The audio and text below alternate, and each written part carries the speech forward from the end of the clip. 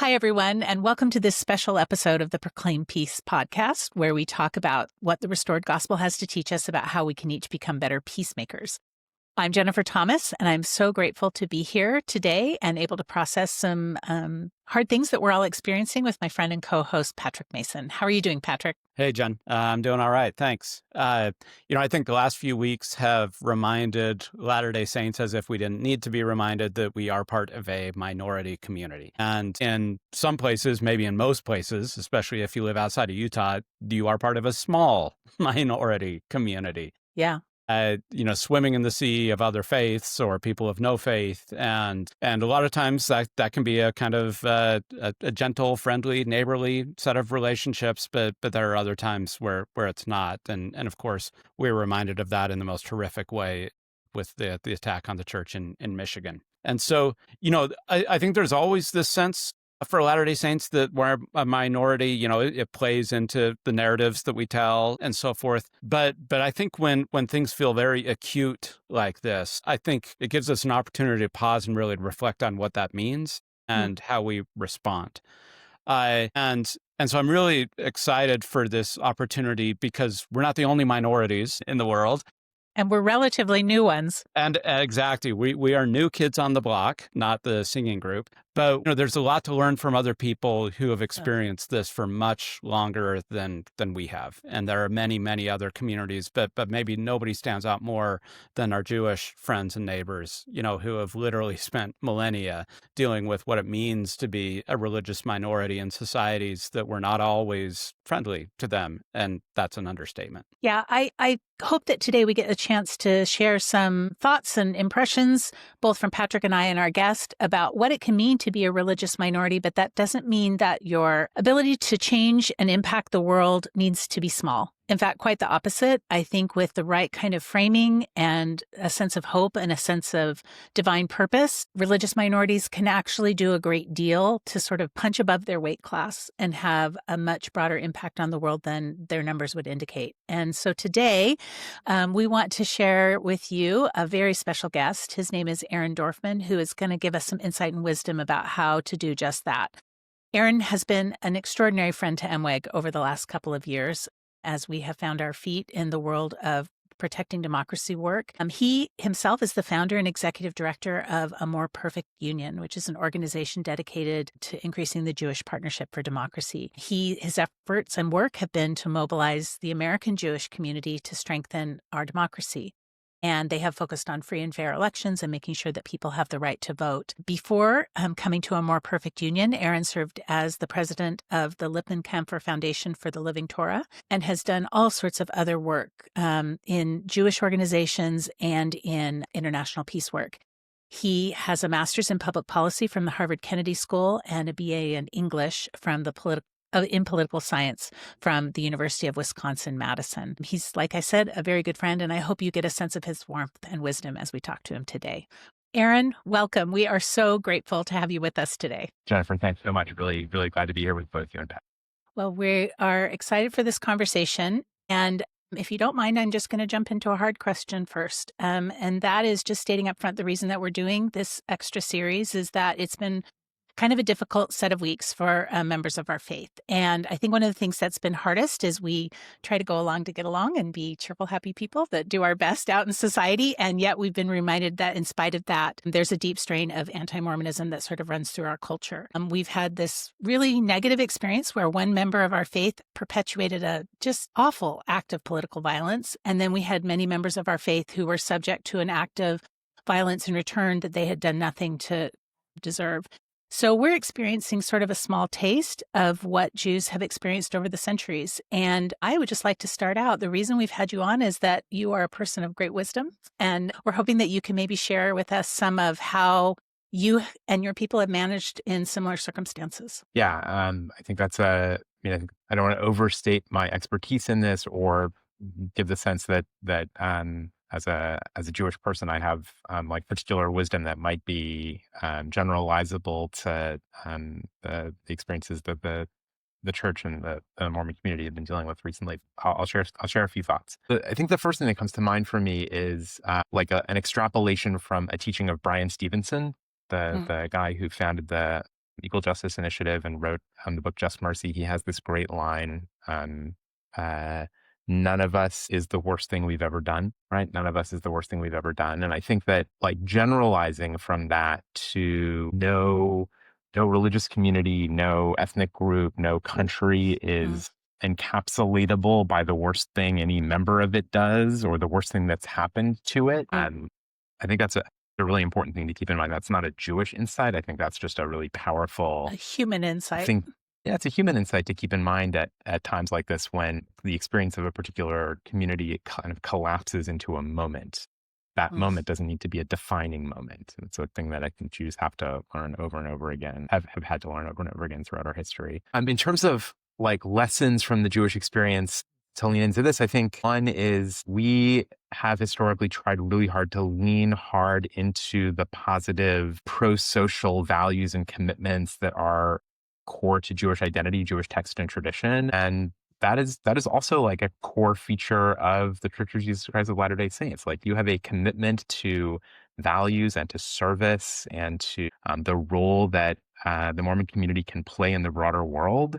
And that is a source both of mission and strength and resilience in moments like this. I think that's something that's really, really powerful. And the last thing I think I'll say is, and this is something that I think the Jewish community struggles with, try really hard not to circle the wagons, right? Try not to retreat into like a defensive crouch or a defensive posture. Instead, like lean harder into solidarity. I think one of the core profoundly powerful features of life in a multi-faith liberal democracy is that no one religious community can go it alone. That's obvious for small minority faiths like Jews and Mormons. But truth is, like, it's also true for Catholics and mainline Protestants and evangelicals. Like, we really need each other, and particularly in moments of deep stress and pressure and crisis, reminding ourselves of that and reaffirming our commitment to kind of multi-faith solidarity feels really, really important. That's really useful. I appreciate that. And let me, I want to dive in a little bit more. So, there are a lot of indications that show that anti-Semitism has been on the rise worldwide for the past decade or so. And there's probably lots of different reasons for this, but especially it's been the case since the October 7th attacks of a couple of years ago when Hamas attacked Israel, and then, of course, the ensuing war. Now, a lot of this has played out online, and we all know what a wonderful place the internet is. So much enlightenment happens there. And the question is what to do about that. So I'd be interested in what your thoughts are about strategies. You just said, don't circle the wagons. On the other hand, I think there are so many just misconceptions, conspiracies, outright lies that have circulated for centuries about Jews, for fewer centuries about Latter-day Saints, because, we're a little younger than Judaism. You've got time.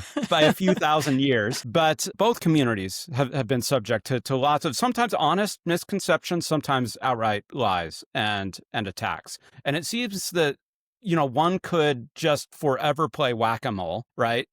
Trying to just chase down and refute every possible thing. On the other hand, there's a sense that you shouldn't just let those lies and conspiracy theories just go uncontested out there. And so what strategies have you seen to be successful in terms of countering misinformation? Again, whether honest ignorance or, malicious lies? Yeah, I think that's that is maybe the great question in the context of the kind of social media fueled misinformation machine that we're all living inside of. I was at a conference a couple of years ago of a group of Reconstructionist rabbis, and one of the questions that came up in the Q&A was, how can we, or what can you say about social media that's redemptive and supportive of democracy? And my answer, a little glib, was nothing. Next question. Like, there's nothing. Let's move on. I know, right? Like, there are times when it feels like that. So I think there are a few things. One is making sure as much as possible that your community is media literate and as equipped as possible to do its own effective discernment of mis and disinformation online.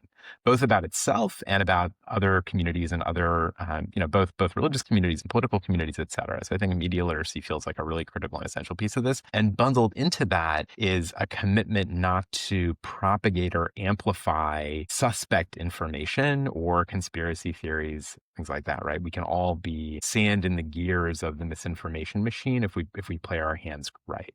I think another piece that feels really important is the importance of humanizing people about whom conspiracy theories and misinformation spread and propagate.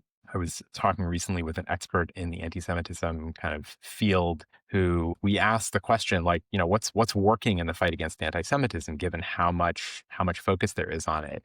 And he said, well, there's not a lot, but one thing we do know that works is regular, average, non-Jewish Americans talking about the experience of anti-Semitism for regular, average Jewish Americans. So a guy on screen on a TikTok video or on a YouTube video saying, my Jewish neighbor, somebody spray painted a swastika on his garage door and it made his kids feel scared and threatened. And I don't want that to happen to him. And the response from people who see those kinds of things is, oh, you know what?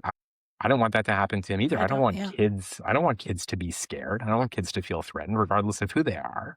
And certainly that human, normal looking guy who looks like somebody who lives in my neighborhood, like I don't want him or his neighbor to feel that way. So I think leaning into the humanization of the impact of those kinds of prejudice and bigotry and disinformation is really powerful. Last thing I'll say is really about committing to principles and values and sticking to them even when they're costly, right? Like recognizing each of us our own complicity in those kinds of mis and disinformation and calling out and calling in people in our own communities when they do those things, so that our commitment to the principles, the integrity of that commitment is really apparent and people feel like they can trust us as spokespeople and stakeholders and interlocutors in whom they can have confidence.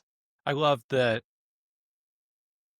one of the things you said, that one of the best ways to protect our own communities is to stand up for other people's communities, right? And 100%. I have to say that's been one of the heartening things that's happened since the attack in Michigan, is that so many non-Latter-day Saints have taken to social media to stand up for and to embrace and to express solidarity with our community, even while, of course, the opposite was happening. But you would expect members of the community to express that kind of solidarity again, kind of circle the wagons or come together. Right. But it's the voices from outside. It's those friends and allies from outside the community. Those expressions of solidarity mean an awful lot, and so that's a great reminder for the way that we can show up for others because, as you said, none of us are alone in times of crisis. Yeah, I couldn't agree more. I was thinking this last week about, I had lived a fairly charmed life without a lot of really tragic deaths happening. And then I had a run where I lost a lot of people that were really dear to me in close succession. And one of the things that was so transformational for me personally were the messages that I got from other people that were finding me in my grief, caring about what was happening to me. And I will say it changed me forever, because I realized I had been somewhat not glib, but I just hadn't been as caring about other people when they were experiencing things. Like maybe someone was a little bit removed from me and I thought, oh, well, they don't need a message from me. And then I realized, no, some of the most touching messages I got were from people who had been out of my life for multiple years. And I really feel like I have tried to carry that forward into my now work in democracy and peace building, that I think this lovely reminder that you've given us is that we are all human and that we all have an obligation to reach out to each other in these moments of humanity. And if the most important thing we can take out of experiencing a tragedy, whether as individuals or as a faith community, is the willingness to mourn with other people and to say, oh no, I've learned a hard lesson and I'm never going to be indifferent again to someone else's suffering. That to me feels like one of the most important things that we can and should take away. Not like I'm being beat up, everybody's being mean to me, but like, oh my goodness, what's my role here to ease suffering? Yeah, so, if it can open our hearts, then it can introduce something redemptive. And change us, right? Change our openness to other people and their suffering. So I'm going to actually ask you a question about this, because this has been really lovely to me. I have lived since I left college. I grew up in the Intermountain West in Utah, and I left college and went to New York, and I've been on the East Coast ever since. And one of the things that was absolutely stunning to me was being bathed and surrounded by the vast number of Jewish organizations that were reaching out across kind of divides that we've just talked about, that were caring for the poor, that were seeking to, solve issues around child development and welfare and education, alleviating poverty, just building the arts, all of it. And it was such an extraordinary lesson to me, literally quite transformational message to me about the difference that a very small minority community can make when they turn outwards as opposed to when they turn inwards. And I think sometimes we're young. We just talked about that. We're very young. We sort of retreated to a little mountain fastness after we had our first experiences with anti-Mormonism in the 19th century, going well into the 20th century. We sort of cordoned ourselves off, and then we moved back out into the world in a time of pretty significant peace and freedom. And so we're kind of, I think, relearning lessons about what it's like to be, a minority faith out in the world. But I think what we have not learned is a lesson that we could learn from your people about what it means to sort of build the world outward and take our wealth and our intelligence and our competence and try to help people that are not of our faith. And so I would love to have you share with our listeners a little bit about what is it about your faith that draws that out of you? What are the theological constructs or teachings that have made people of the Jewish faith so interested in helping the world, even at the same moment that world had not always been kind to them? Yeah, I really appreciate that question. I don't want to like oversell the outward valence. Well, good. In the sense that there's plenty of pull in the Jewish community, and I won't say that there are like inward people and outward people. I think that this is a tension that all of us experience. Jews experience. Is at the same time we've got a deep commitment to improving the world, and I'll answer your question with some specificity in a moment. There's also a strong pull toward ensuring that the Jewish community is healthy and thriving. A lot of anxiety about the safety and security of the Jewish community, the risks of assimilation, strengthening Jewish identity. So I think there's a significant push and pull, and there's a real tension around. But I want to say that's important too, because you can't help the generation in the next. You can't help the world in the next generation if there is no next generation of your people. And so I'd be happy to hear about that too, if you want to share.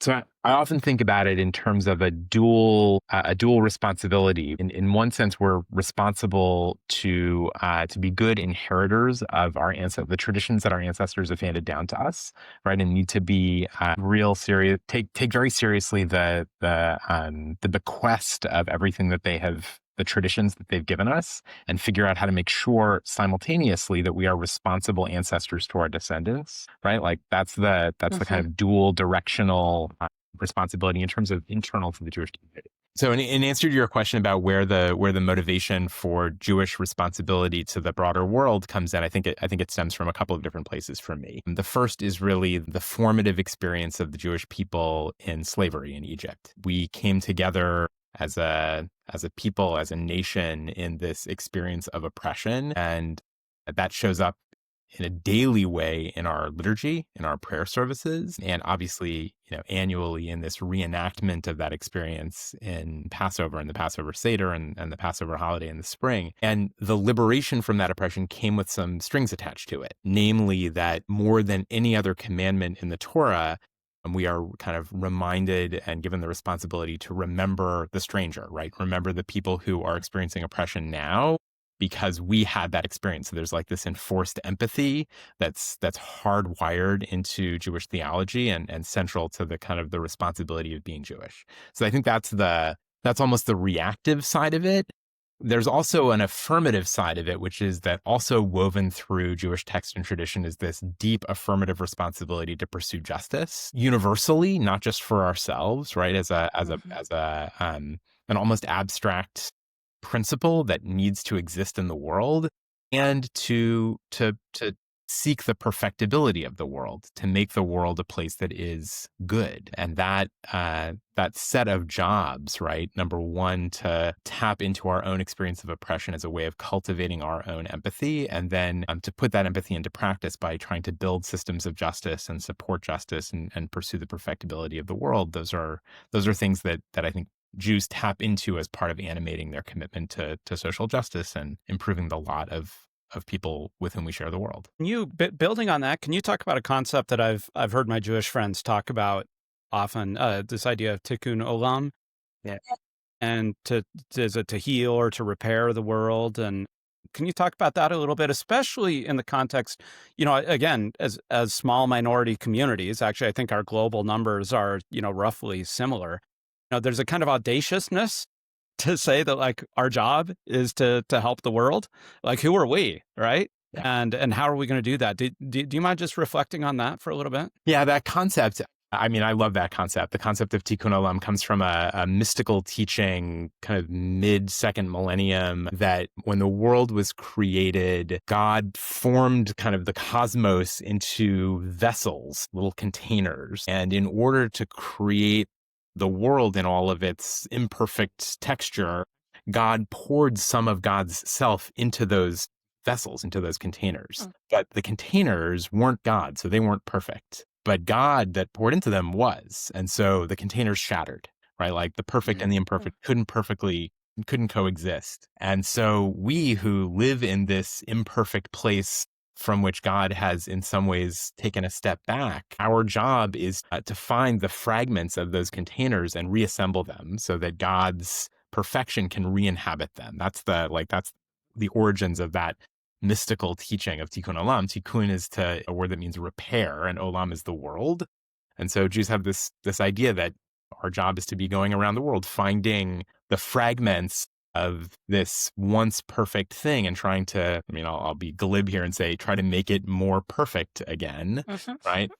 So it's similar, I think, to the project of this country, trying always to be a more perfect union. So I think that's central to it. And Patrick, to your point about who are we? I certainly have no delusions of grandeur that Jews are going to perfect the world, or that my organization or American Jews are going to save American democracy. But I do really genuinely believe that it's going to take all of us, right? It's going to take Jews and Mormons and evangelicals and veterans and LGBTQ people and feminists and atheists, like Asian American Pacific Islanders and Black people. Like, all of us are going to have to do our part. So I'm in the business of mobilizing my team, but we're all going to have to show up if it's gonna work out. So one of the things I really particularly like about what you said is that, and I've put a lot of thought into this, that there's a challenge of trying to repair the world from a position of strength, right? It very quick in the sense of numbers. If you've got way more people than anybody else and you're going to try to repair the world, the chances are really good that you're going to try to impose your image on it. Maybe to carry this metaphor further, rather than God's image, right? You're going to try to have it replicate what you think perfection looks like. And I think one of the great powers inherent in smaller faith communities is that by definition, cannot fall victim to that, because they just know they don't have the numbers to impose their will on other people. And so by definition, they have to work collaboratively. Just like you've said, they have to create networks of people that are connected to the same project or idea. And then they have to work together to bring that across the finish line. And then the other thing that I just love so much about what you've said is I think there actually is great power that comes when a small pack of good people try to do something beyond themselves and for other people. That's my theology speaking. I really do believe that those efforts are amplified by God, that He recognizes our desire to bless other people and is much more inclined to leverage up our work when He sees that it is being done less out of self-interest than more out of the care for other people. So I like Patrick, absolutely adore that teaching and have a lot of holy envy about it. I wish that we had a name for that. I mean, we do a little bit. We call it restoration. Yeah, we call it restoration. You're right, Patrick. Yeah. We do. All right. Never mind. I love the idea of holy envy, right? Like the kind of envy that all of us could use a lot more of is the sense of appreciation for the diversity that we all of our faith communities, all of our different kinds of affinity groups bring to the table. Like, that should be so much more the animating value than competition or resentment or how do I convince you that I'm right? More like, wow, you've got that going on? That's amazing. I want to learn from that. I'm so And curious. and connect myself to it. It doesn't mean I have to be it, but Yeah. I can connect myself to it and kind of learn from it. Yeah, I completely agree. Well, I would love it if you would, if you have 2 minutes, we want to be kind of honor your time, but you hinted at this, but I would love to have you tell our listeners just a little bit about your work and what kind of role that you think faith-based organizations can and should play in this democratic project, particularly I think in terms of protecting rights and liberties, because this conversation started as a conversation about violence and people feeling excluded and others. And ultimately, that means their liberties and rights had been violated. And so I'd love to hear your thoughts about Yeah. Look, I think that I think first and foremost for me, what animates a More Perfect Union's work, which is really about mobilizing the American Jewish community to protect and strengthen American democracy. And I'll say just one sec before I get to the thought I was just about to have about that protect and strengthen, right? that. Like we embraced that as our mission, both because we see American democracy under tremendous pressure and stress right now and feel like it needs to be protected, and that we recognize that American democracy is an aspirational project, right? Mm. It's not like American democracy was once exactly where it needed to be and now we need to get it back there. It has been aspirational from go.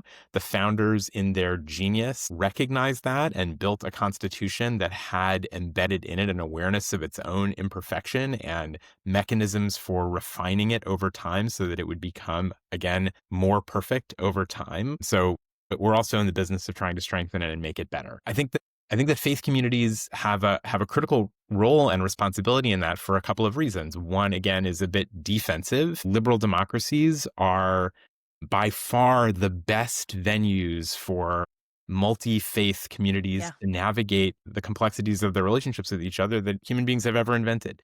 Speaking specifically for Jews, we landed on the shores of what became the United States at the tail end of 1800 years of threat and oppression and expulsion and extermination and violence. And for the first time in 2 millennia, we're part of building a country that respected our right as equal citizens. Hasn't always been smooth sailing. There have been aspects of it that have been very hard. Jews have been subject to quotas and anti-Semitism here like they have been elsewhere. Because of elements woven into that Constitution, we are equal partners in building this country alongside all the other people we share it with. And that's something we need to preserve. And I think that people of faith, religious people, have a deep set of tools and insights for building community across difference, right? It's not like all Mormons are exactly the same. It's not like all Jews are exactly the same. We build community with people who have different interpretations of what our texts and traditions mean, different ways of practicing them. And so we're equipped with explicit tools for how to navigate difference, engage in dialogue, deliberation, discernment, and compromise.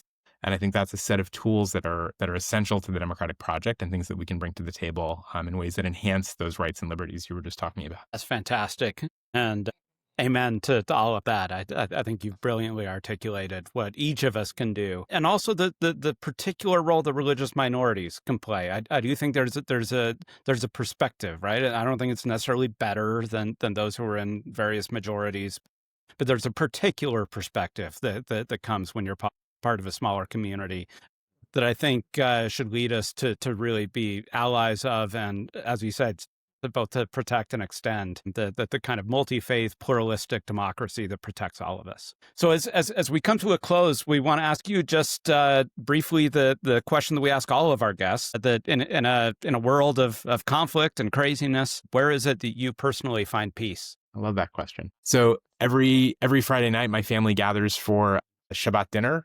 And pretty much, unless somebody's traveling, that is a time when the five of us, my wife and me and our three daughters, come together and kind of end the week and start the weekend, start Shabbat together. And as part of our Friday night ritual practice, we light candles and we say a blessing. And we light the candles, and before we say the blessing, we all kind of gather around each other and put our arms around each other and cover our eyes and take a deep breath and very intentionally let out whatever junk, whatever detritus or garbage we're holding onto from the week. It doesn't always work perfectly, but like that's the intention. That's the kavanah. Kavanah is the Hebrew word for intention. And in letting that out and preparing to enter the Sabbath, I'd say that is probably the most consistently peaceful part of my week, is that like moment of releasing and saying this blessing and opening my eyes to the light of the candles and surrounded by my family. That's it. That is the best peace I get. Now you're sparking my holy envy again. That's beautiful. Thank you for You sharing are that. welcome at our Shabbat table anytime, Patrick. Would love And to join you. We'd be honored. We'd be honored to host you. Thank you. Thanks so much for being with us, Aaron. It's just been a delight to have you. We really appreciate your insight and wisdom. Absolutely. Thanks so much for the invitation. It's been a pleasure. Thanks, everybody, for watching today. We just want to remind you, as always, to subscribe to the podcast, to rate and review us. We love hearing feedback from people, so please leave feedback. You can email us at podcast@mweg.org. And we also want to invite you to think about ways that you can make peace in your life this week. Thanks again for watching, and we'll see you next time.